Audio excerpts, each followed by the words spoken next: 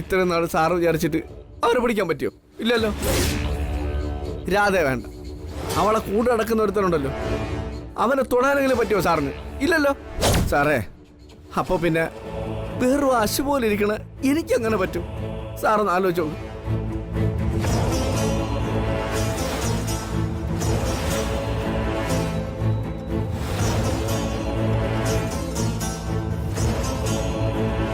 Sir, sir എന്നെ തല്ലിയാലും കൊന്നാലും സാരമില്ല.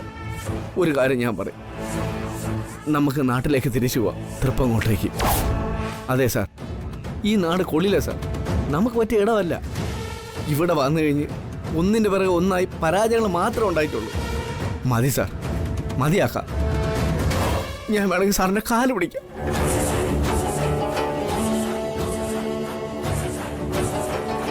ഇല്ലടോ, ഇല്ല. ഇന്ന് തന്നെ നമ്മൾ കണ്ടതല്ലേ എന്റെ രാധ.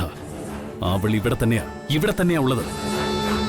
ഇവിടെ തന്നെ, ഈ നാട്ടില്, നമ്മുടെ കൺമുന്നിൽ തന്നെ എവിടെയോ ഉണ്ടവള്. നമ്മളെ നേരിട്ട് കണ്ടതാ. എന്നിട്ടും കിട്ടിയില്ലെങ്കിൽ അത് നമ്മുടെ തോൽവിയാ.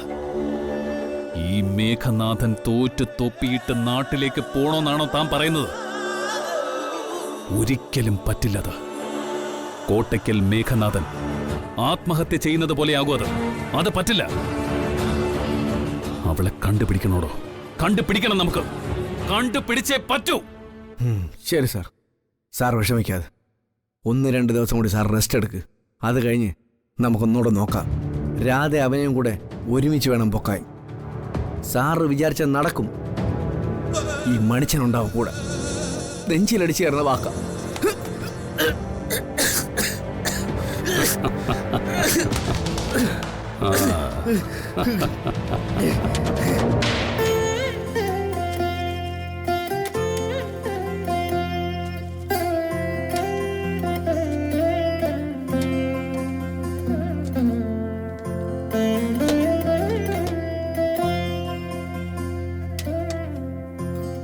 ഇന്ന് ലൈം ടീ ഉറക്കം പോട്ടെ. ഓ, അങ്ങനെ ഉറക്കം ഒളിച്ച് ചെയ്യാനൊന്നുമില്ല. ഇതിപ്പോ തീരും. അഞ്ജലിയും കൂടെ വന്നിരുന്നെങ്കിലേ പാക്കിങ് നേരത്തെ തീരുമായിരുന്നു. ഓ, അവളെ ഇനി 2-3 ദിവസത്തേക്ക് പ്രതീക്ഷിക്കണ്ട. ഞാൻ നേരത്തെ പറഞ്ഞില്ലേ, പ്രസാദ് സാറിന്റെ അച്ഛനും അമ്മയും നാട്ടിൽ നിന്ന് വന്നിട്ടുണ്ട്. അവിടെ ആകെ ഭൂകമ്പം നടന്നുകൊണ്ടിരിക്കുക. എന്തെങ്ങനെ സംഭവിക്കുന്നു ദൈവത്തിനറിയാം. എന്റെ അഭിപ്രായത്തില് ഇനി ആ കല്യാണം നടത്തിക്കൊടുക്കുന്നതാ ആ അച്ഛനും അമ്മയ്ക്ക് നല്ലത്. പുറമെ നിന്ന് നോക്കുമ്പോ നമുക്ക് അങ്ങനെയൊക്കെ പറയാം. പക്ഷേ മക്കള് തന്നിഷ്ടത്തിന് ഓരോന്ന് ചെയ്തു എന്നറിയുമ്പോ മാതാപിതാക്കളുടെ നെഞ്ചെടുപ്പൊന്നും നിനക്ക് അറിഞ്ഞൂടാത്തോണ്ടാ. പറഞ്ഞറിഞ്ഞിടത്തോളം പ്രസാദ് സാറിന്റെ അച്ഛൻ കർക്കശക്കാരനാ. ഇപ്പൊ തന്നെ വലിയ പൊട്ടിത്തെറികൾ നടന്നു കാണുന്ന എന്റെ മനസ്സ് പറയുന്നത്. പറഞ്ഞു നാവെടുത്തില്ല. വിളിക്കുന്നത് ആര്യയാ. അവിടെ കാര്യങ്ങൾ എങ്ങനെയാന്ന് ചോദിക്കട്ടെ. ഹലോ ആര്യ. ആ സീതമ്മേ, എവിടെ ഇപ്പോ? വീട്ടിൽ തന്നെയാണോ? അതെ. സുധാകരേട്ടൻ ഇപ്പൊ എങ്ങനെയുണ്ട്? നെഞ്ചുവേദനയ്ക്ക് കുറവുണ്ടോ? നെഞ്ചുവേദനയോ? നീ എന്താ ആര്യ അങ്ങനെ ചോദിക്കുന്നേ? അതെന്തു പറ്റി? വലിയച്ഛ എന്നെ പകല് വിളിച്ചിരുന്നല്ലോ. സുധാകരേട്ടന് നെഞ്ചുവേദന വന്നോന്നും സീതമ്മ വിളിച്ചിട്ട് കൂട്ടിരിക്കാൻ അങ്ങോട്ട് പോവുകയാണെന്നും രാത്രി തിരിച്ചു വരില്ലെന്നും പറഞ്ഞു എന്നോട്. എന്താ അങ്ങനല്ലേ കാര്യങ്ങള്? അഞ്ജലി എന്താ അങ്ങനെ ഒരു കള്ളം പറഞ്ഞത്? അവിടെ എല്ലാവരുടെ മുമ്പിൽ നിന്ന് മുഖം രക്ഷിക്കാനാവോ? കുറച്ചൊരു മനസ്സമാധാനം കിട്ടാൻ അല്പം മാറി നിൽക്കാന്ന് കരുതിയിട്ട്. സീതമ്മ കേക്കുന്നില്ലേ? വലിയച്ഛ അവിടെ ഇല്ലേ അപ്പോ? ഉണ്ടല്ലോ, വീട്ടിലുണ്ട്. അപ്പോ സുധാകരേട്ടനുമായി ഹോസ്പിറ്റലിൽ പോയില്ലേ? പോയി. വേറെ കുഴപ്പമൊന്നുമില്ലാത്തതുകൊണ്ട് ഡോക്ടർ തിരിച്ചുവിട്ടതാ. അതൊരു ആശ്വാസമായി. ഇവിടെ ആകെ പ്രശ്നമാ സീതമ്മേ. പുഷ്പേട്ടൻ പറഞ്ഞില്ലേ കാര്യങ്ങൾ? പറഞ്ഞു. അല്ല, അവര് ഹോസ്പിറ്റലിൽ നിന്ന് തിരിച്ചു വന്നോ? വന്നു. അത് വലിയച്ചോട് പറയാനാ ഞാനിപ്പോ വിളിച്ചത്. ശരി, ഞാൻ പറഞ്ഞേക്കാം. അഞ്ജലി അവിടെ പലഹാരങ്ങൾ പാക്ക് ചെയ്യാ. നീ വെച്ചോ. ശരി.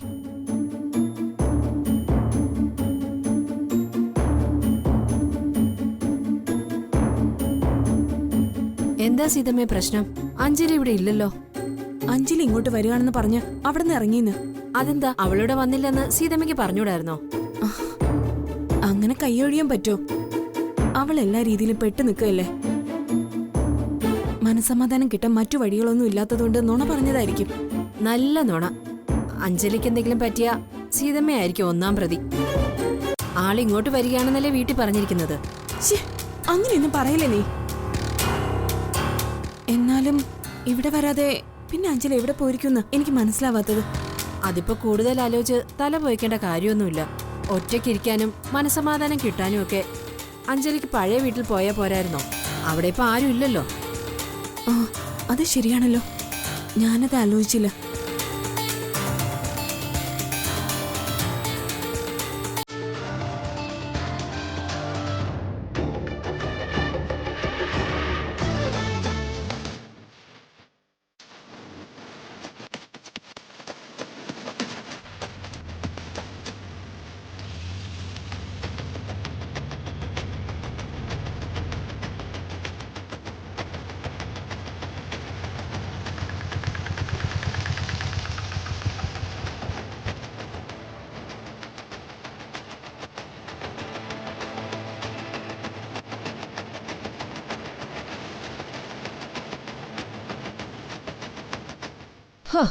നിങ്ങൾ ആരെങ്കിലും ഒരാൾ വരാൻ കാത്തിരിക്കുകയായിരുന്നു ഞാൻ. പുഷ്പൻ ചേട്ടാ, എന്താ കാര്യങ്ങൾ?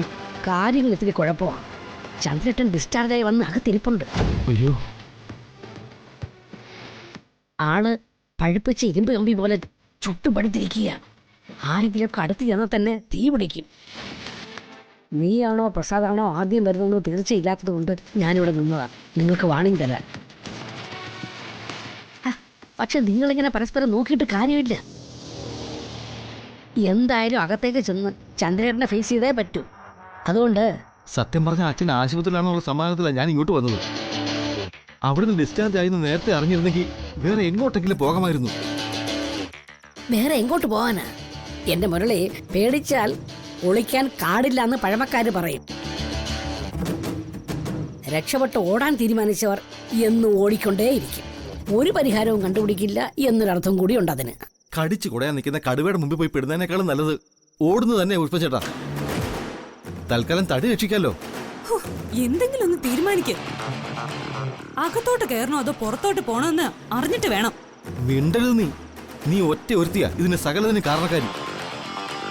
നിന്റെ കൂടെ ഈ പോക്ക് പോയാലേ അകത്തോട്ടും പുറത്തോട്ടും അല്ല, എന്നെ ഇനി തെക്കോട്ടായിരിക്കും എടുക്കേണ്ടി വരുന്നത്, ശ്മശാനത്തിലേക്ക്. അയ്യോ, ഒന്ന് മതിയാക്ക്. ഞാനൊരു കാര്യം പറയാം. ആദ്യം രണ്ടുപേരുടെയും ഈ കീരിയും പാമ്പും കളിയാൻ നിർത്തേണ്ടത്. നിങ്ങൾ തമ്മിൽ കുറെ കൂടി ഐക്യത്തിലും അടുപ്പത്തിലും പെരുമാറിക്കഴിഞ്ഞാൽ തന്നെ പകുതി പ്രശ്നങ്ങൾ മാറിക്കിട്ടും. ഓ അയ്യോ, ശരി, എന്ത് വേണമെങ്കിലും ചെയ്യാം. ഞങ്ങളിപ്പോ എങ്ങോട്ട് പോണെന്ന് പറ പുഷ്പൻ ചേട്ടാ. ഇവിടെ വെച്ച് തന്നെ ഞാൻ കുറച്ച് കാര്യങ്ങൾ കൂടി ചന്ദ്രനോട് പറഞ്ഞിട്ടുണ്ട്. നിങ്ങൾ കല്യാണം കഴിക്കാനുണ്ടായ സാഹചര്യവും മറ്റും. അതുപോലെ ആര്യ ഇവളുടെ അനിയത്തിയാണെന്നും ഹരിക്ക് അവളോടൊരു താല്പര്യം ഉണ്ടെന്നും ഞാൻ സൂചിപ്പിച്ചിട്ടുണ്ട്. പക്ഷെ അതൊന്നുമല്ല അവളുടെ പ്രധാന പ്രശ്നം. ചന്ദ്രേട്ടന് ഏറ്റവും ദേഷ്യവും പകയും പ്രസാദിനോടാണ്, പിന്നെ അഞ്ജലിയോടും. എന്താ കാര്യം? നിങ്ങളുടെ അവസ്ഥ കൊണ്ട് വിവാഹം നടന്നു പോയതല്ലേ. പക്ഷെ പ്രസാദും അഞ്ജലിയും മനഃപൂർവ്വം കൗൾപ്പിച്ചെന്ന തോന്നല ചന്ദ്രേട്ടൻ്റെ മനസ്സിൽ. അതിന് എങ്ങനെ പരിഹരിക്കപ്പെടുമെന്ന് ദൈവത്തിനറിയാം. എന്തായാലും കയറി വാ. ഇനിയിപ്പോ വരുന്നത് പോലെ നേരിടുക, അത്ര വാ.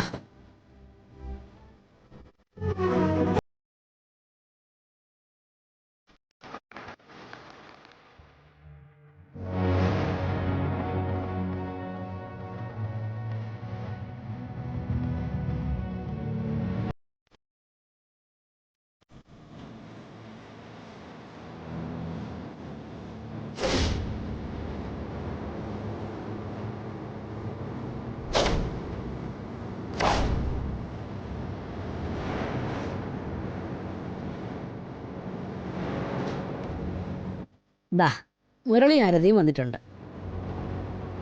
ഞാൻ പറഞ്ഞ കാര്യങ്ങൾ സത്യമാണോ അല്ലയോ എന്ന് ചോദിച്ചു നോക്ക്. എനിക്കൊന്നും ചോദിക്കണ്ട. പുകഞ്ഞ കൊള്ളികൾ പുറത്താ, അത്ര തന്നെ.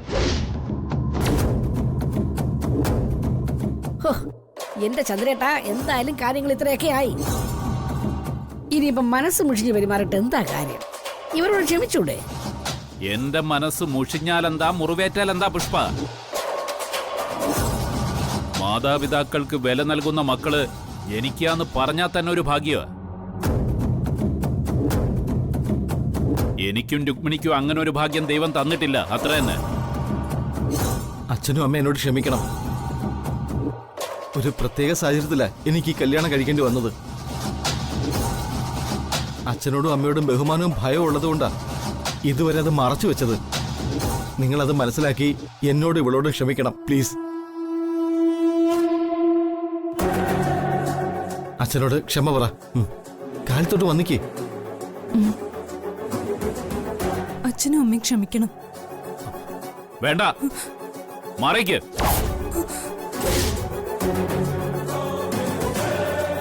ഞങ്ങളുടെ അടുത്ത് വേണ്ട നിന്റെ നാടകമൊന്നും.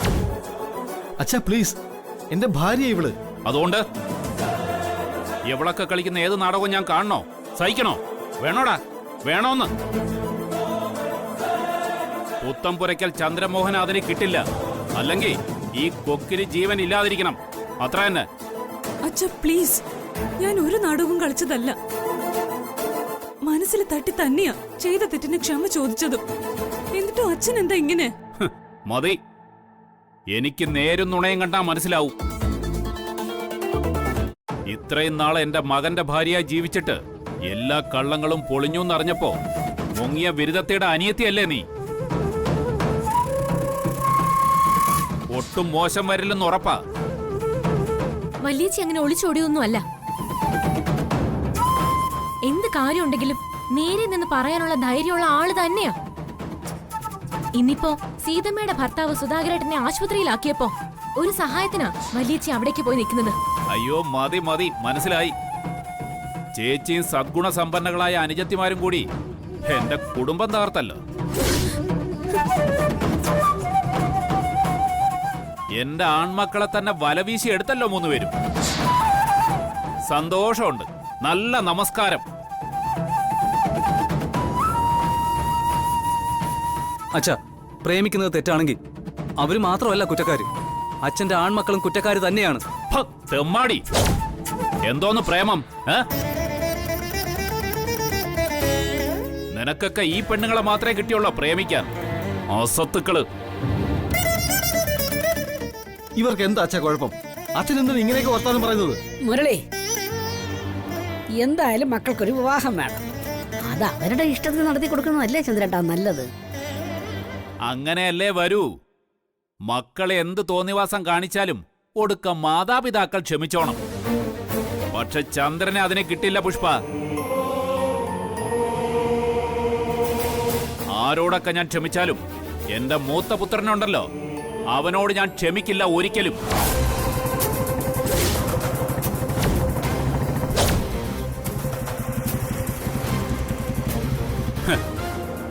ഇന്നിപ്പോ അവനാ എന്നോട് ഏറ്റവും വലിയ ചതി കാണിച്ചത്.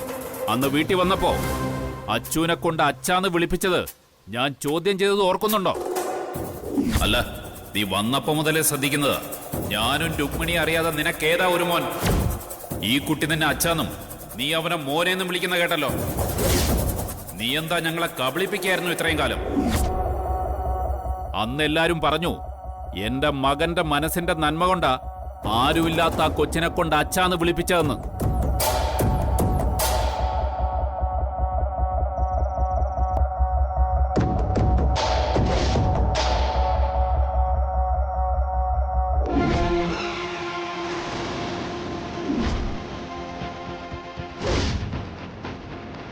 പക്ഷെ ഇപ്പൊ ആ കാര്യത്തിലുള്ള എന്റെ സംശയം മാറി. അച്ചു പ്രസാദിന്റെ അഞ്ജലിയുടെയും കുഞ്ഞു തന്നെയാണ്.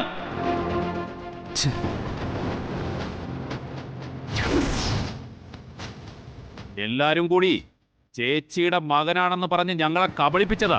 അത് തെറ്റാണ്.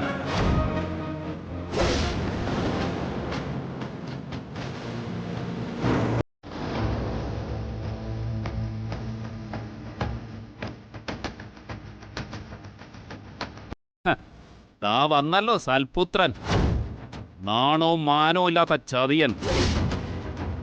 വെറുതെ പറഞ്ഞു വഴക്കിടല്ലേ. വാ നമുക്ക് പോവാം ഇവിടുന്ന്. പോവാൻ തന്നെയാ തീരുമാനം. ഈ വീട്ടിൽ ഒരു രാത്രി പോലും തങ്ങാൻ ഞാൻ ആഗ്രഹിക്കുന്നില്ല രുക്മിണി. മരിക്കുകയാണെങ്കിൽ പോലും എന്റെ സ്വന്തം വീട്ടിൽ കിടന്നേ ഞാൻ മരിക്കൂ. അവസാനമായി ഇത്തിരി വെള്ളം പോലും ഇവന്റെയൊക്കെ കയ്യിൽ നിന്ന് വാങ്ങി കുടിക്കില്ല ഞാൻ.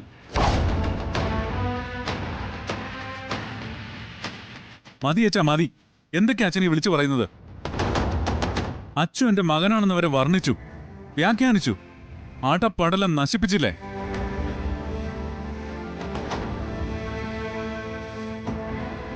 ഇത്രയൊക്കെ ആയ സ്ഥിതിക്ക് ചില കാര്യങ്ങൾ കൂടി ഞാൻ പറഞ്ഞില്ലെങ്കിൽ ഒരു പാവം പെണ്ണിന്റെ അഭിമാനവും ഒരു കുഞ്ഞിന്റെ പിതൃത്വവും ചവിട്ടി അരയ്ക്കപ്പെടും.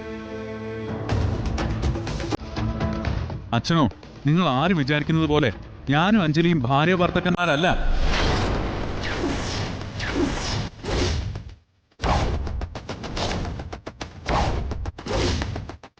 അവളുടെ കഴുത്തിൽ കിടക്കുന്ന താലി ഞാൻ കെട്ടിയതല്ല.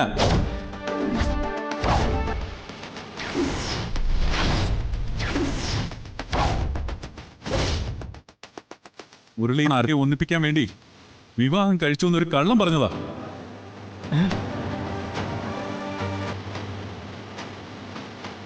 സത്യമാണ് നീ പറയുന്നത്? 100% സത്യം. എനിക്കൊരു വിവാഹം ഉണ്ടെങ്കിൽ അത് ആരുടെ കൂടെയാണെന്ന് നിങ്ങൾക്കറിയാലോ. എന്റെ രാധയല്ലാതെ മറ്റാരെയും ഞാൻ വിവാഹം കഴിക്കില്ല. അഞ്ജലി എൻ്റെ ഒരു നല്ല സുഹൃത്ത് മാത്രമാണ്. അതെന്നും അങ്ങനെ തന്നെ ആയിരിക്കും. അതാണ് സത്യം. മനസ്സിലാക്കാൻ പറ്റുമെങ്കിൽ ദയവ് ചെയ്ത് മനസ്സിലാക്ക്.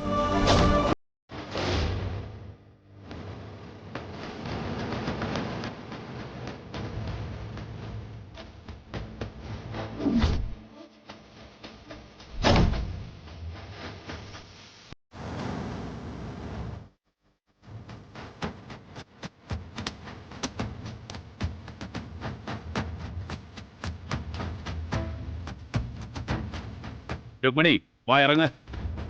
നമുക്ക് നാട്ടിൽ പോവാം. ഈ വീട് ഇവിടെ ഉള്ളവരും നമുക്ക് ശരിയാവില്ല. മൊത്തം മനസ്സിൽ കള്ളം കാണിക്കുന്നവരാ. അല്ല ചന്ദ്രേട്ടാ, ഈ രാത്രിയില് ഒരൊറ്റ എണ്ണം മിണ്ടിപ്പോരുത്. ഞാൻ പറഞ്ഞത് ഞങ്ങളുടെ തീരുമാനമാ. അതേ നടക്കൂ.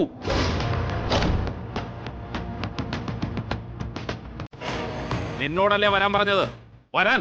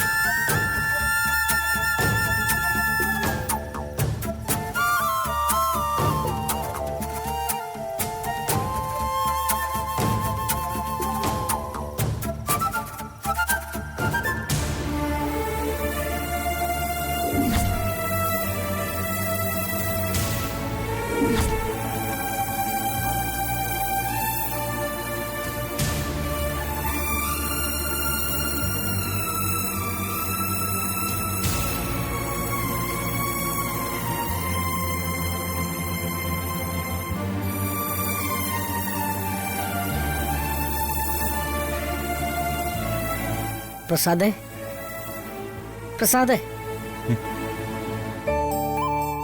എന്താ എല്ലാരും കൂടെ? ഇനി നിങ്ങളുടെ വകയുണ്ടോ വിചാരണയും വിധിയും ഒക്കെ?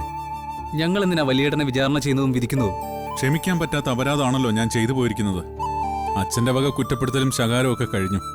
ഇനിയിപ്പോ അടുത്ത ഊഴം നിങ്ങൾക്ക് വേണമെങ്കിൽ ആവാലോ എന്ന് പറഞ്ഞതാ.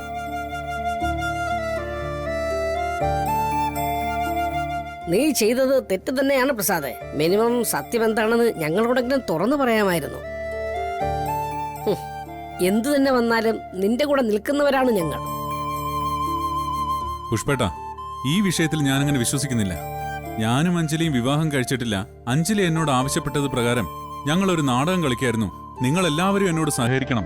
തൽക്കാലം മറ്റാരെ ഇത് അറിയിക്കരുതെന്ന് ഞാൻ ആവശ്യപ്പെട്ടാൽ ശരി, നടക്കട്ടെ എന്ന് പറയോ നിങ്ങളെല്ലാവരും?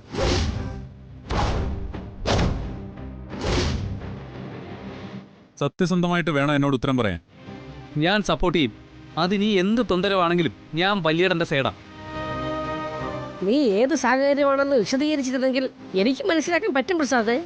പല കാര്യങ്ങളിലും നിന്നോട് എതിർപ്പുണ്ടെങ്കിലും ഈ നിമിഷം വരെ ഞാൻ നിന്നെ സപ്പോർട്ട് ചെയ്തിട്ടേ ഉള്ളൂ. നീയോ?